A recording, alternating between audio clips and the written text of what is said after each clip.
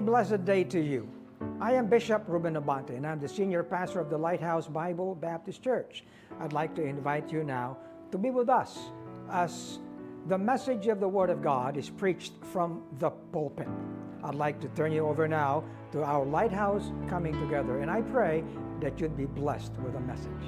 Let's stand and read our text. Praise God that we can come together on such a day like this so that we may just not fellowship with each other, but get to God's Word, and realize how God works in us and strive by such working. 1 Peter chapter 4 and verses 10 and 11. This is our text. 1 Peter chapter 4 verses 10 and 11. As every man hath received the gift.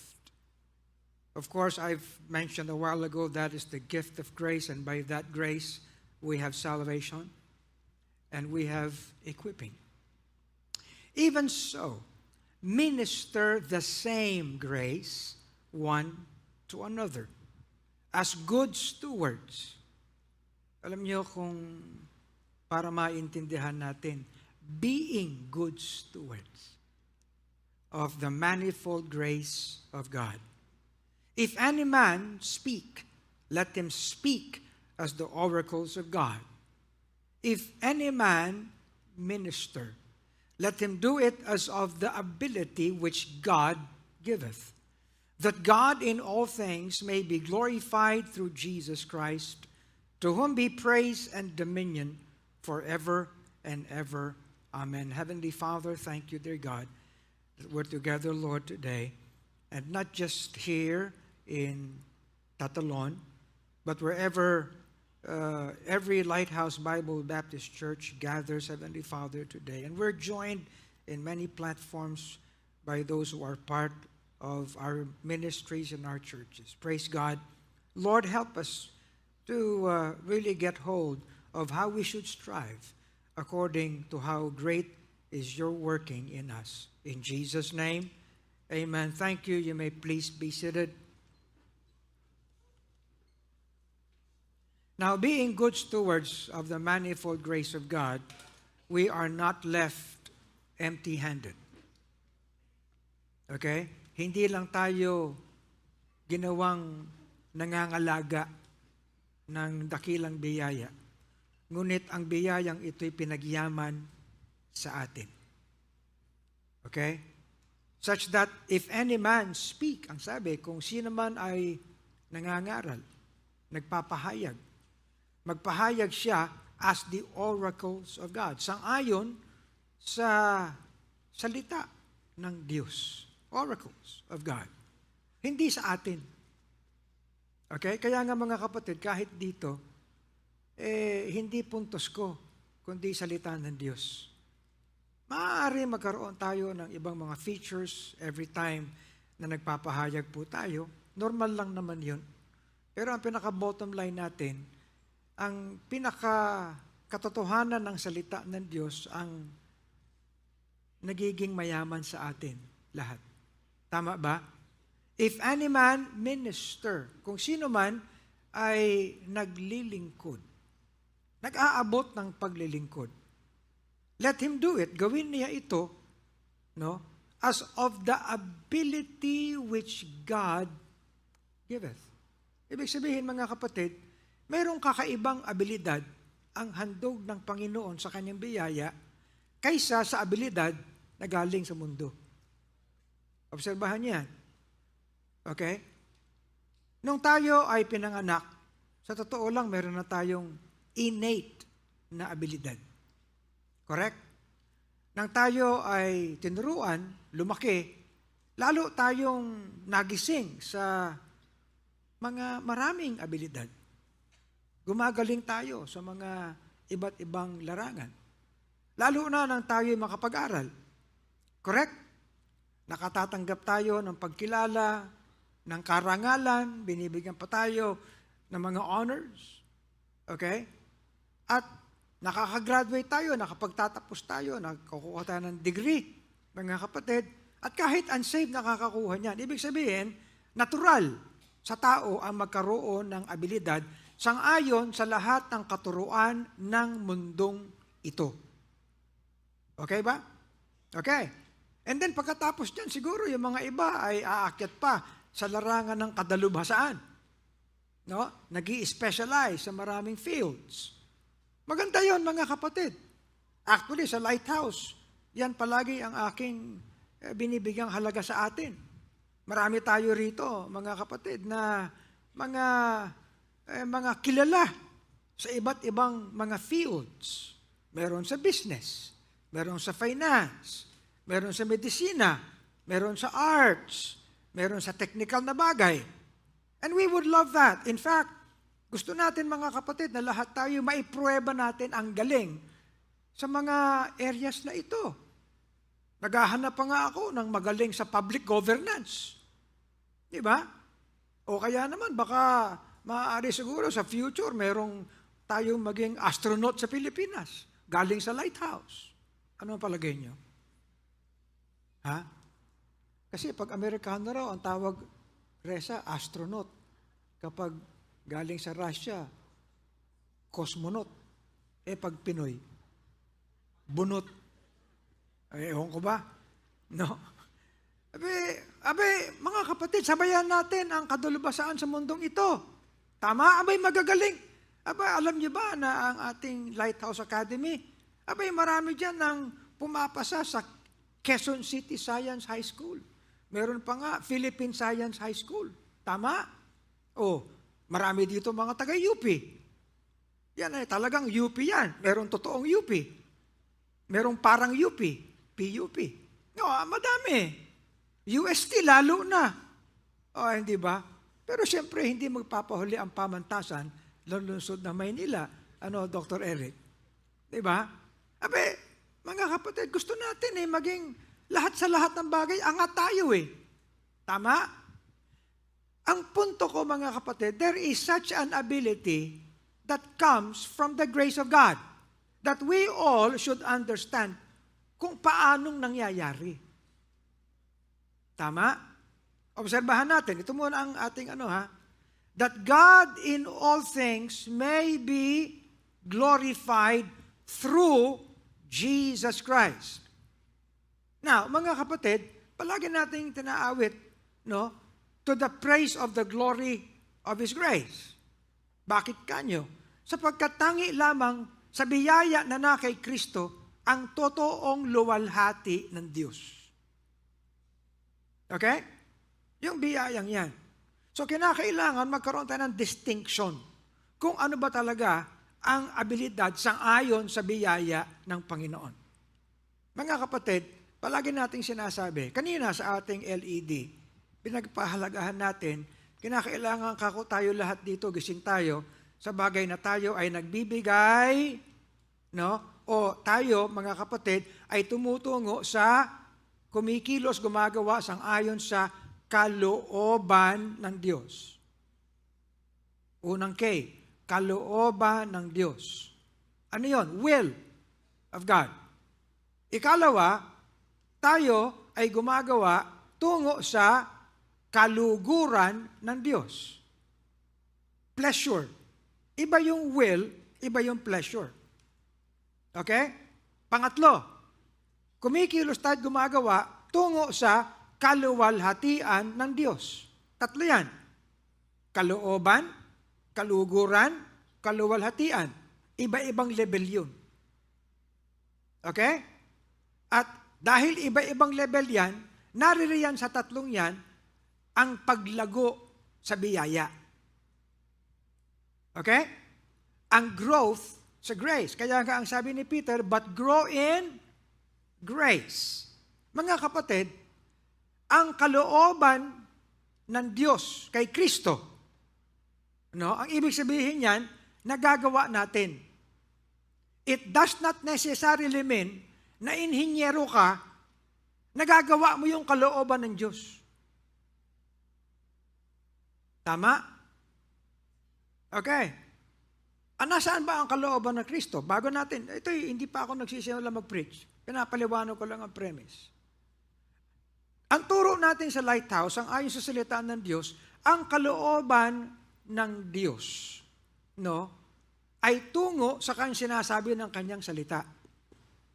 Hindi kalooban ng Diyos ang ating pain. Hindi kalooban ng Diyos ang lahat ng ating challenge sa buhay. Hindi kalooban ng Diyos magka-cancer ka. Hindi kalooban ng Diyos mag-fail ka. Do you understand? Kalooban ng laman yan. Kalooban ng dyablo yan. Kalooban ng mundo yan. In fact, mga kapatid, hindi pa nga tayo umaangat, nabubulok na yung katawan natin eh. Tama? Hindi mo nga alam na ngayong oras na ito may sakit ka eh. Oh, totoo yun. Tama ba yun, Robert? Akala mo okay ka lang. Mamaya inatake ka na, hindi mo alam. So hindi kalooban Diyos atakihin ka. Ang kalooban ng Panginoon yung iyong pagresponde sa iyong kalalagyan. Nakikinig ba tayo? Kasi, alimbawa, Pastor, kalooban ng Panginoon, mag-suffer ako. Hindi. Ang kalooban ng Panginoon, magkaroon ka ng long suffering sa suffering mo. Yun ang kalooban ng Panginoon. Tama? At ginagawa yun. Hindi pwedeng hindi ginagawa yan. Kaya ang kalooban ng Panginoon ay ginagawa sang-ayon sa kanyang biyaya. Natural sa atin yung umangal. Hindi natural yung long suffering. But it takes the grace of God for us to be able to do long suffering. Tama? Correct? Oh, mainit ngayon. Maraming issue ngayon. Okay? Mahirap maging patient. Pero sangayon sa biyaya ng Panginoon, nagkakaroon tayo ng patience. Ang mga Macedonian Christians, they were in deep poverty. But they had generosity. Correct? Yun ang kalooban ng Panginoon. Amen? Okay. Ngayon, para sa atin sa Lighthouse, sinabi ko na ang kalooban ng Panginoon, ang bawat isa sa atin, dahil sa biyaya niya, ay magkaroon tayo ng lugar ng paglilingkod, ministry. Kaya meron tayong 7 ministry areas. Yun ang kalooban ng Panginoon. Bakit? Doon tayo kumikilos sa kanyang kalooban. Now, pagkatapos noon, ng kalooban niya, pleasure niya, kaluguran niya. When we are now able to be in a ministry according to how we should do, and then we begin to extend ourselves beyond ourselves. We are able to minister. Yun ang pleasure of God. Kaluguran niya yun. Tama? Nagagawa natin sang-ayon sa kanyang biyaya ang kaluguran niya. It takes the grace of God to rise above ourselves. Lalo na yung luwalhati, kaluwalhatian ng Diyos. Ibig sabihin, kapag buo na lahat sa atin ang kanyang kalooban, lahat ay may ambag na at bahagi na ng kanyang kaluguran, luwalhati na yan. Bakit? Because to Him be glory in the church. Then we realize what we should be as a church, how we should be as a church, why we should be such a church. Amen? Do you understand this? Mga kapatid, I needed to do this para, alam niyo, yung magagaling sa inyo mag-synthesize, mag-summarize. Abay, maganda ito. Pag-usapan natin para ang lahat dito, magmula mga bata, hanggang sa mga adults, hanggang mga seniors, ay malaman na, maging kasanayan natin ito. Amen ba? Good? Okay. Ngayon, sa lahat ng bagay na ito, lalo na meron tayong Lighthouse Manifold Grace Center. Pero hindi ko ito pinipreach dahil meron tayong Lighthouse Manifold Grace Center. But I preach this because with the Lighthouse Manifold Grace Center, the Lord has actually been working in us to realize greater things. Are you listening? For us to realize greater things. Alam niyo, iniisip ko kagabi ko anong ipipreach ko. And I was talking to our leaders yesterday. Naalala ko yung lumang awit na nung araw yung naging sikat. Nakatingin sa akin si Marie. Naging sikat. Alam niyo ba yung kantang ano? What's it all about, Alfie? Alam niyo ba yan? Hindi niyo, sinong hindi alam yan? Ang babata niyo pa, pambihira naman talaga. Kasi naman, ito 1966 pa. Sumikat ito mga 70s. Tignan niyo yung lyrics niya na, ito yung pelikula Alfie. Hindi ito si Alfie Anido. Ha? Ito, tignan niyo yung lyrics, ha? Ito inawit, i-google niyo na lang. Maririnig niyo naman kung paano kantahin ito ni Dionne Warwick. Okay. What's it all about, Alfie? Is it just for the moment we live? What's it all about when you sort it out, Alfie? O, diba? Okay ba? Alam ko, no? Oh. Are we meant to take more than what we give, or are we meant to be kind? And if only fools are kind, then I guess it's wise to be cruel. And if life belongs only to the strong, Alfie, what will you lend on an old gold? Ganon yun. Ang daming sinasabi. Pero what's it all about? In your life, what is your life all about? You get a degree, what's it all about? Ha? Mag-asawa ka, what's it all about? Mag-business ka, what's it all about? Ano ba talaga ang significance nito? Ba't natin ginagawa ito? Correct? Oh. Kaya, alam nyo, make some research. Alamin ninyo, ito, ako nga, tinanong, lahat, nag-AI pa ako eh. Ano ba ito? Ano ba? What's it? Yan, sinabi ng AI. The key themes and lyrics, selfishness versus kindness, the golden rule, the importance of love. Eventually, ang bottom line, it's all about love. Ganon eh. Kaya nga nung araw, nagkaroon pa ng awit na what the world needs now is love, sweet love.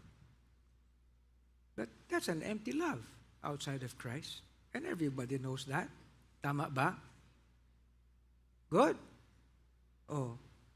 Abe, magligawan kayo ngayon, mag-sweetheart kayo ngayon. You are so in love. After 30 years of marriage, ganun pa rin ba kayo? Yun nga, wala pa 30 years eh. 2 taong pa lang, iba na eh. Diba? Nagbibiro nga ako nung kasi nga, alam niyo, sabi ko, ang counseling sa marriage, kinakailangan talagang practical. Kasi hindi lahat ng araw, pare-pareho kayo ng gising, nagbabago. Kinakailangan meron kayong kaalaman o anong gagawin ninyo. Halimbawa, yung pangit na lalaki, napasugot niya ang ganda-gandang babae. Paano magaling siya magpiano? Na-inlove yung babae sa kanya. Ang pangit niya. Nagkasalan naman, okay naman. Palakpakan ng lahat. Until kinabukasan, nagising sila. Nagising yung babaeng una eh. Tama-tama, nakatagilid yung asawa niyang lalaki. Ang pangit eh. Anong gagawin niya? Maghihiwalay ba kagad sila? Sabi ko, maghanap kayo ng area kako nang pwede niyong gawin para maging maayos kayo. Bakit? Magpiano ka, dili, magpiano ka. Ganun. Sipin mo. Ano lang ginawa ko, di magpiano para gumawa po eh. At least meron silang kaparaanan, hindi ba? Pero pag wala na, what's it all about? Ano nang gagawin natin? Now, hindi naman yan na preaching ko. Naalala ko lang. Kita nyo, gising na kayo ngayon. Diba? So, let's ask ourselves, what's it all about, believer in Christ? What's it all about to you? To some, it's all about money. To others, it's all about power. Still to others, it's all about significance. Ang hirap kaya maging kulang sa pansin. Tama? Yung pakiramdam mo na hindi ka pinapansin. To some, it's all about knowledge. It's all about degree. It's all about success. There are those who think it's all about receiving. Tanggap ng tanggap. Then to others, it's all about giving. Tama? What else? Seeing, hearing, tasting, experiencing. Kasi sa iba mga kapatid, bottom line, meron pang bucket list. Maabot ko ito, marating ko ito, ma-experiensyahan ko ito, malasahan ko ito. Di ba? Tama, no? It's all about those things. Pero ano ba talaga? Huwag niyo sabihin wala kayong nais sa buhay ninyo. Di ba?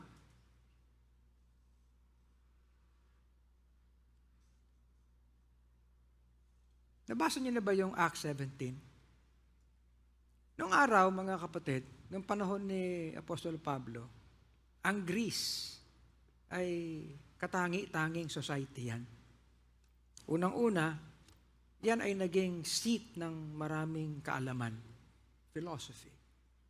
At they were religious to a point, talagang mataas ang kanilang degree. Ang sabi ni Paul Ye men of Athens, I perceive that in all things ye are too superstitious. For as I passed by and beheld your devotions, I found an altar with this inscription, To the unknown God. Kasi, naka-hilera lahat ng mga Diyos. At ang lahat ng mga Diyos, pinananalingan nila. Para kung ano yung swerte, hindi makalagpas. Totoo yan. Yung may-ari ng kumpanya nung araw na pinapasukan ko, ganun Kaya lahat ng santo meron siya Santo ng Katoliko, santo ng Chinese. Meron bang santo ang Chinese? Meron naman. Oo. Santo ng kung sino. Tapos baka makalagpas pa ito, kaya nalagay sila ng isang to the unknown God at nananalangin sila doon. Lahat, para okay. Sala lahat, di ba? Kompleto lahat. Walang, ganun Kaya lahat pakabig. Wala nang seswertehin tayo. Because that's it. That's what it's all about. Swerte. Nandyan ba kayo? Ngayon, whom therefore ye ignorantly worship him, declare I unto you, the God that made the world and all things therein, seeing that he is Lord of heaven and earth, dwelleth not in temples made with hands, neither is worshipped with men's hands, as though he needed anything, seeing he giveth to all life and breath and all things. Ayan And hath made of one blood all nations of men, for to dwell on all the face of the earth, and hath determined the times before appointed and the bounds of their habitation, that they should seek the Lord, if haply they might feel after him and find him, though he be not far. For in him we live. The unknown God who you worship. In him you live. In him we move. In him we have our being. Living. Moving. Being. Hindi ba't itong tatlong ito ang pinaka-significant sa atin? Correct? Hindi ba by these three, doon natin binabangga yung what's it all about? Right? Andyan ba kayo? Kaya lahat ng inyong mga gusto sa buhay, pwedeng ilagay dyan What I'm saying is, the Bible is very relevant sa ating lahat. Okay? At sinabi rin niya, for certain also of your own poets have said, we are also His offspring. Kaya lahat tayo sa Kanya. Inamin nyo nga For as much then as we are the offspring of God, and Paul acknowledges that, we ought not to think that the Godhead is like unto gold or silver or stone. Okay? Because he hath appointed the day in the which he will judge the world in righteousness by that man whom he hath ordained. Who is that? Christ. Now, in this simple narrative, mga kapatid, you think like this applies to the Grecian world noong araw? This actually applies to us today. Amen?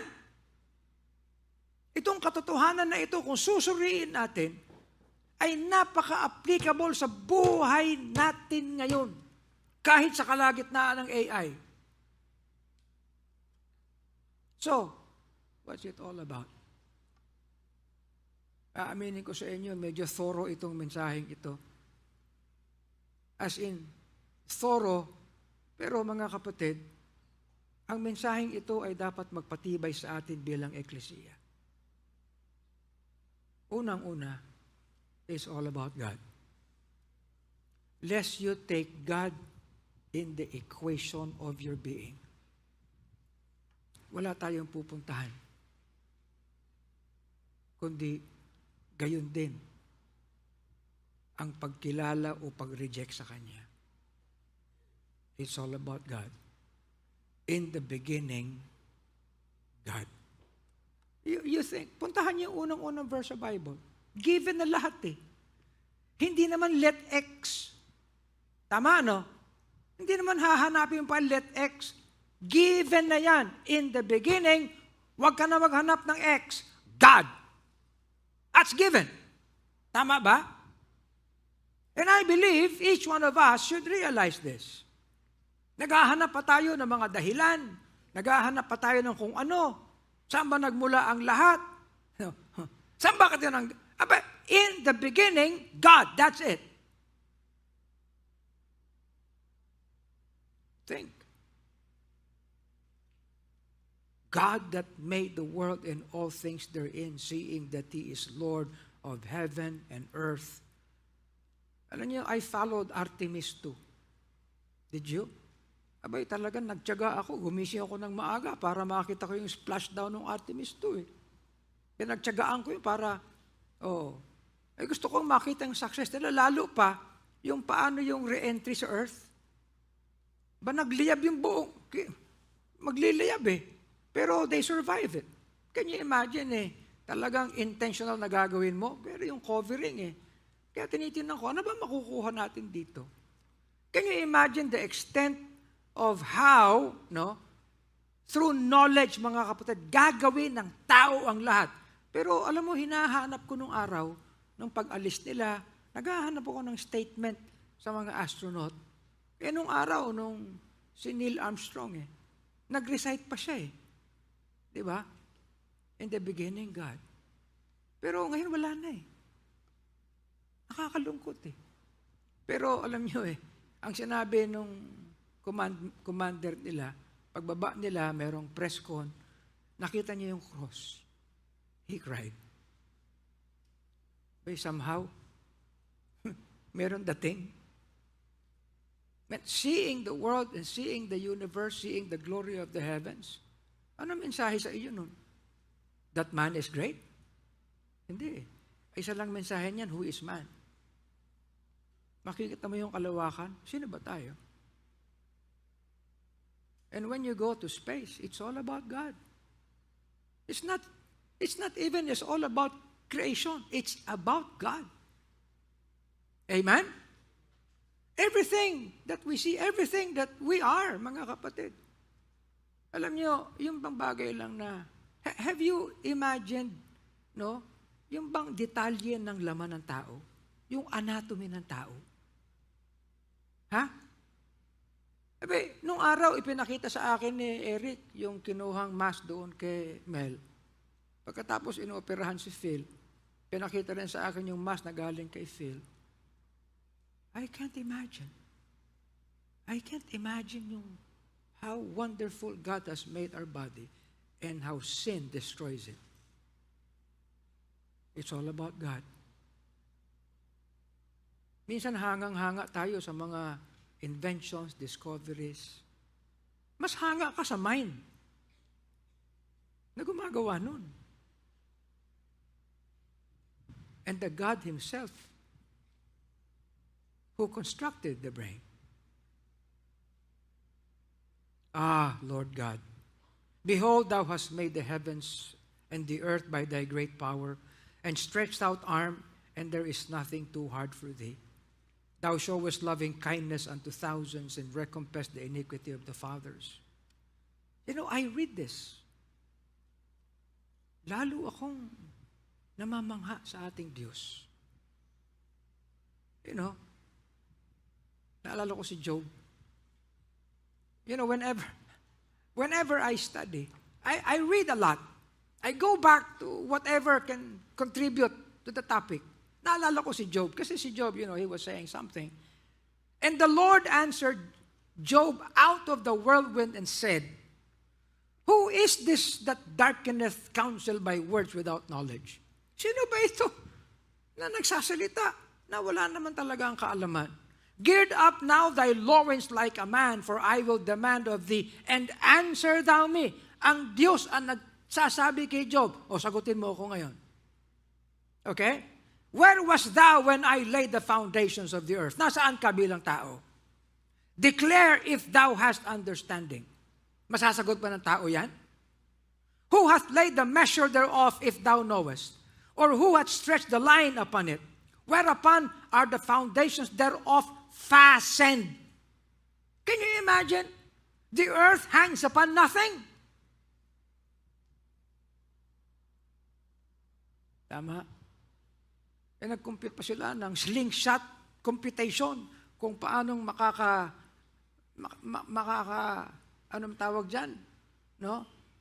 Makaka-release sa gravity ng earth through slingshot computation, tapos itathrust to, ayun, ibabato sa papunta ng buwan, and then magsisircle sa buwan, and then magtathrust ulit sila at ibabato. Yun ang slingshot. Kaya mo yun? Sabi ko nga kay Moses, i-compute mo nga sa akin yan, Moses. How much power, how much thrust ang kailangan yan? Nagawa nila. Ang galing nila. Mas magaling ang Panginoon. Di ba? Or who laid the cornerstone thereof, when the morning stars sang together and all sons of God shouted for joy? Who shut up the sea with doors when it brake forth as if it had issued out of the womb? Did you know na nagkaroon ng earthquake sa north ng Japan? Nag-danger na naman ang tsunami. Mabuti na lang, ganun lang. When I made the clouds the garment thereof, and thick darkness a swaddling band for it. Wow! Do you realize that the atmosphere ng earth is so thin? But it protects us. Diyan ba kayo? Pasensya na kayo if sometimes I talk like scientist.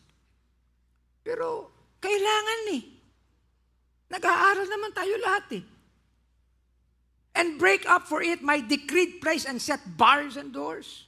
And said, hitherto shalt thou come, but no further. Sige, lumapit ka, pero hanggang dyan ka lang. Hanggang dyan ka lang. Alam niyo ba mga kapatid, yung takot ng mga marami na sinasabi, alam mo, tumataas na ang dagat, mawawala na ang Pilipinas. Tama, ano? Oh. Lulubog na raw ang Pilipinas. Andito pa rin tayo No further, and here shalt thou thy proud ways be stayed. Hast thou commanded the morning since thy days? Ikaw ba ang nagdidikta na, hoy, araw sumikat ka? And cause the day spring to know his place, that it might take hold of the ends of the earth, that the wicked might be shaken out of it. As it turned as clay to the seal, and they stand as a garment. And from the wicked their light is withholden. Can you imagine? Hast thou entered into the springs of the sea? Did you know that science confirmed that there are springs sa ilalim ng dagat? Or hast thou walked in the search of the depths? Have the gates of death been opened unto thee? Or hast thou seen the doors of the shadow of death? Sino sa atin dito ang haharap sa korte at magiging witness? Nakita po ako, nakalagpas na po ako sa kamatayan. Meron na ba nun? Palagay mo, Moses, pag may nagsabi niyan, tatanggapin niya sa korte? Hindi, sa mental hospital ang lagpak niya. Hanggang ngayon, sa buong history ng tao, hast thou perceived the breadth of the earth? Declare if thou knowest it all. Where is the way where light dwelleth? And as for darkness, where is the place thereof? That thou shouldest take it to the bound thereof, and that thou shouldest know the paths of the house thereof. Knowest thou it because thou wast born? Or because the number of thy days is great? Hast thou entered into the treasures of the snow? Or hast thou seen the treasures of the hail? Wow. You know, when I look at this, I would say, Lord, sometimes akala namin it's all about us. It's all about what we are. It's all about anything. No. Bottom line, it's all about you. Ang tigas lang ng ulo natin. I mean, read this. Who hath put wisdom in the inward parts? Who hath given understanding to thy heart? Who can number the clouds in wisdom? Or who can stay the battles of heaven? Bote sa langit. Natural. Umuulan nga eh.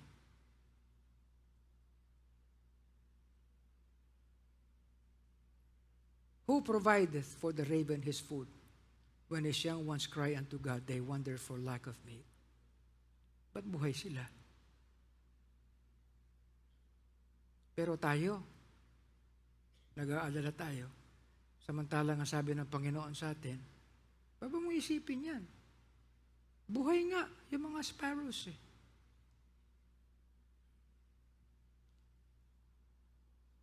Kaya nga sa kapalaluan ng tao, ito ang nangyari. Nagkasala tayo. And the wrath of God is revealed from heaven against all ungodliness and unrighteousness of men who hold the truth in unrighteousness.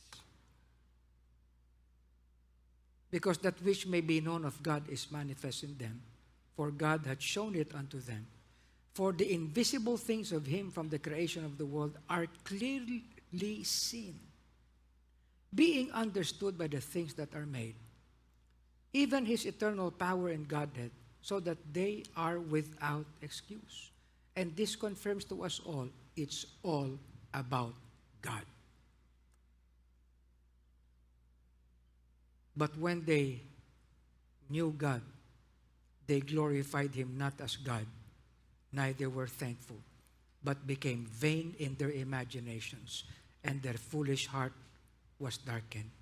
Professing themselves to be wise, they became fools, and changed the glory of the uncorruptible God into an image made like to corruptible man, who changed the truth of God into a lie, and worshipped and served the creature more than the Creator. So that's what happened. And until now, sometimes, we think, what's it all about? And we are so proud to say, it's all about how significant I should be. It's all about my right. It's all about my privilege. It's all about my comfort. It's all about how I am cared for. It's all about God.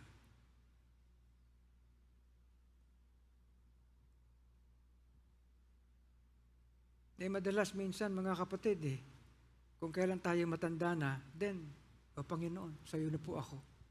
Matanda na paano yung bata? Bakit mag-aantay tayo ng sakit? Bakit mag-aantay tayo ng emptiness for us to recognize it's all about God? Kaya nga minsan, pinaalala na ako ang lahat. Huwag kayong masyadong ambisyoso. Baka kayo mismo sa inyong ambition, makakalimot na kayo sa Panginoon. Bottom line, pag nandyan na lahat, wala na.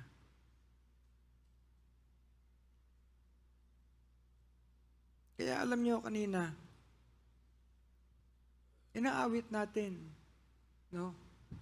How can I say thanks for the things you've done for me? Who am I that a king would bleed and die for? Who am I that he should pray not my will, but thine for? The answer I have can never know why he ever loved me so.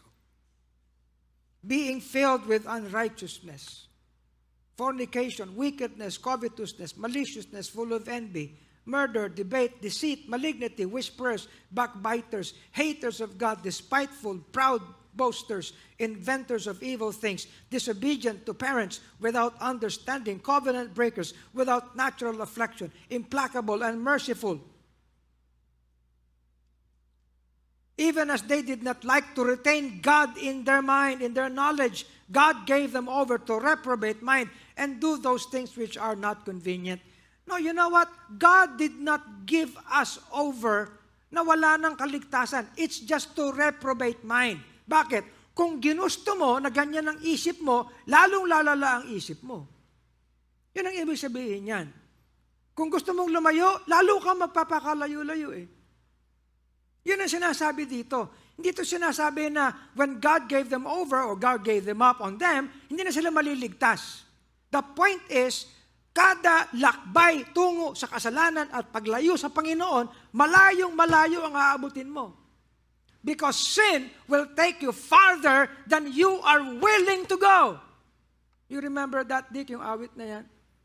Sin will take you farther and farther to where you would be willing to go. Kaya mga kapatid, ang ministry natin hanggat maaari, gisingin natin ang lahat. Tama? Ang layo-layo pa ng eleksyon. Eleksyon na pinag-uusapan eh.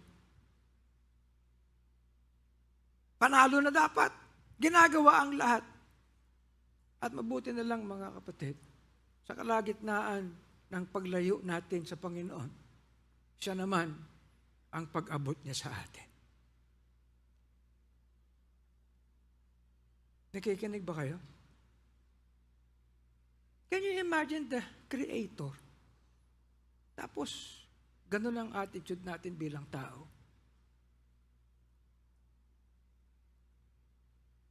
But according to His mercy, He saved us. So what did He do? For God so loved the world of man that He gave His only begotten Son.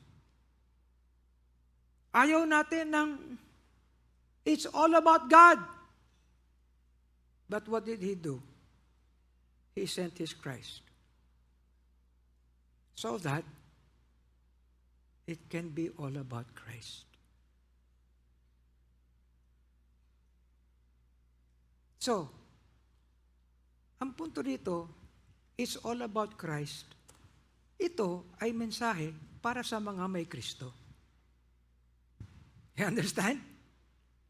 Lahat, sapagkat inabot niya tayo. For God so loved the world that He gave His only begotten Son, that whosoever believeth in Him, that's us. Amen? Every individual who gets to receive Christ as Savior and Lord. And let me tell you this, because Christ has entered your life, His Word, His grace, then it's all about Christ. But the thing is, our nature remains to be in us, such that ayaw na natin ng it's all about God, inabot pa rin niya tayo. Now it's all about Christ at sa Kanya na tayo. Ayaw pa rin natin. How can it not be all about Christ? Now, I'm talking to everyone right now who have received Christ. In the beginning was the Word, and the Word was with God, and the Word was God. That's who He is. It's not simply the Christ. Kaya the weight of in the beginning God, in the beginning was the Word. And the Word was with God. And the Word was God. The same was in the beginning with God. All things were made by the Word. Without the Word was not anything made that was made. That's it. Walang pagkakaiba. He was in the beginning. He is in the beginning God. But for us, it's Christ. Amen? Kaya ang nangyari, how big is God? And then He can live in our hearts. Isn't that a great thing? Pero mga kapatid, sa totoo lang, sinalahula na natin yung Kristo sa atin eh. Kasi, ginawa natin Christian. Eh ano ngayon yung word na Christian? Hindi lahat ng Kristiyano may Kristo. Eh punong-puno na tayo sa uri ng Kristyanismo, mga kapatid. Naala namang Kristo eh. Oh. Eh kaya yun. Is this still a thing of it's all about Christ for us?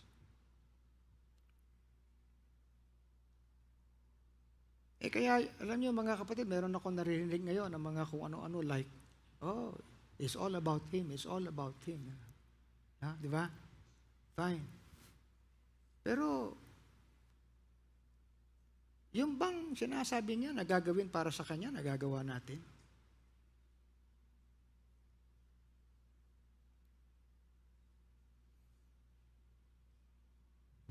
That which was from the beginning, which we have heard, which we have seen with our eyes, sabi ni John, which we have looked upon and our hands have handled of the word of life.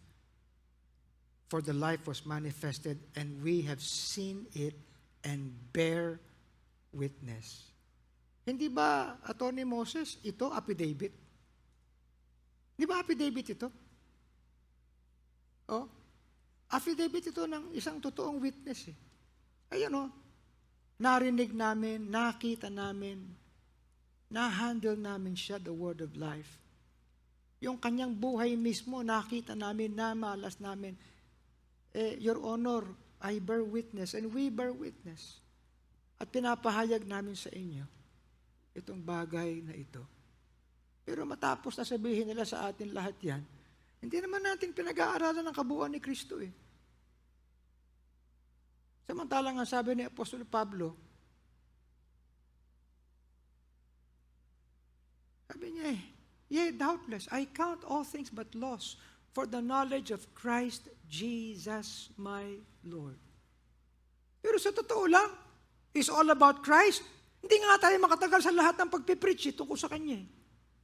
Hindi tayo lumalalim. Tama? Oh, pag tumatagal si Pastor mag-preach, nagugutom ako eh. Hindi, it's all about Christ. So where is Christ in our hearts? Where is Christ in our families? Where is Christ in our homes? Where is, you call yourself in Christ, but where is He? And then ang sabi ni Paul, let this mind be in you. Kahit man lang sa isip nyo lang, which was also in Christ Jesus, who being in the form of God thought it not robbery to be equal with God, but made himself of no reputation. Inalis niya na ang lahat. He emptied himself and took upon him the form of a servant and was made in the likeness of man. And being found in fashion as a man, he humbled himself and became obedient unto death, even the death of the cross. Kaya ang sabi niya, that is the Christ which we receive. Can that Christ be received according to how He has set His mind on? Can that mind be in you? Now, bottom line mga kapatid, we have Christ, yes, we trusted Him, but is His mind in us? Our minds wander. Amen? Maintindihan niyo mga kapatid kapag siyempre, hahatakin ko kayo patungo kay Kristo. Pastor niyo ako eh. Pero mga kapatid, at the bottom line of our lives, kasi ma-realize natin ito sa eternity. Abi, ma-realize na natin ngayon.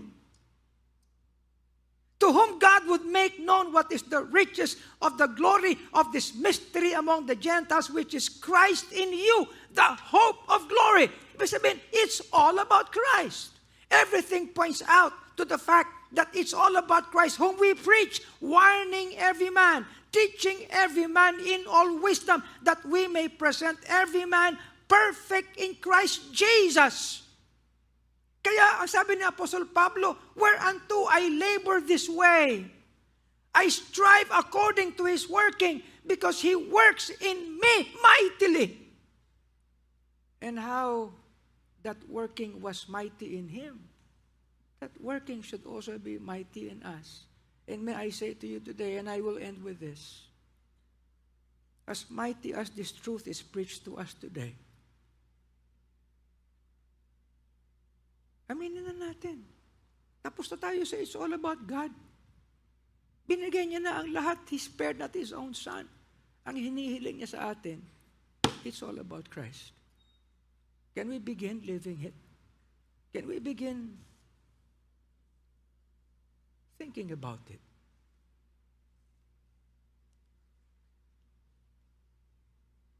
Huwag tayong lamunin, mga kapatid, ng cares of this world. But Christ in us, the hope of glory. Let's stand and pray. Dear Heavenly Father, thank you. It's quite a strong message, dear God. But sometimes, this ought to be preached this way. Sapagkat, Panginoon, nilalamong kami ng lahat ng mga cares of this world. Marami kami, Panginoon, na sinasight ng kung ano-ano. Hindi namin nalalaman na we are full of negatives, we are full of bitterness, we are full of worldly cares, we are full of things.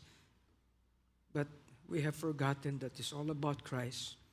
It's all about His grace, all about His pleasure, all about His will, all about His glory. Make us to come to you today.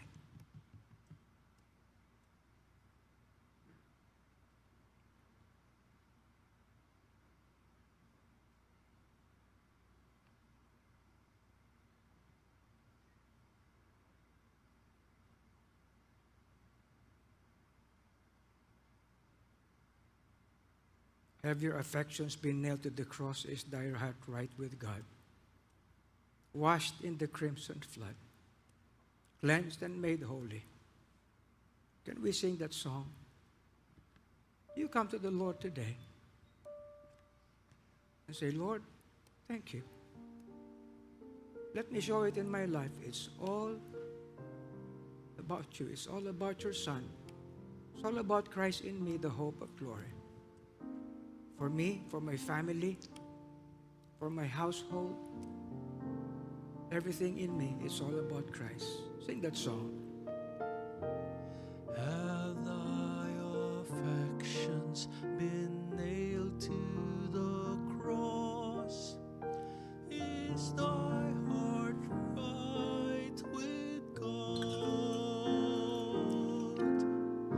Countest thou all things for Jesus but loss? Is thy heart right with God? Is thy heart right with God? Washed in the crimson flood, cleansed and made holy, humble and lowly, right in the sight of God. Sing the next verse, please. Hast thou dominion o'er self and o'er sin? Is thy heart right with God? Over all evil without and within, is thy heart right with God? Is thy heart right with God? Washed in the crimson flood, cleansed and made holy, humble and lowly, right in the sight of God. Now listen. For Lighthouse Bible Baptist Church, all of us, it's all about Christ. See these verses. Pakita niyo yung video ko. That Christ may dwell in your hearts by faith. That ye, being rooted and grounded in His love, may be able to comprehend with all saints what is the breadth and length and depth and height, that all of you may know the love of Christ which passeth knowledge, that ye might be filled with all the fullness of God. Outside of Christ there is no fullness of God.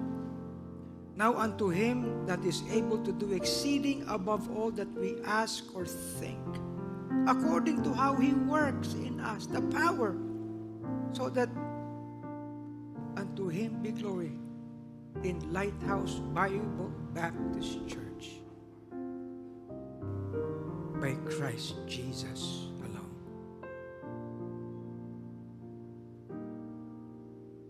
Oh yes, meron tayong mga honors, mga successes.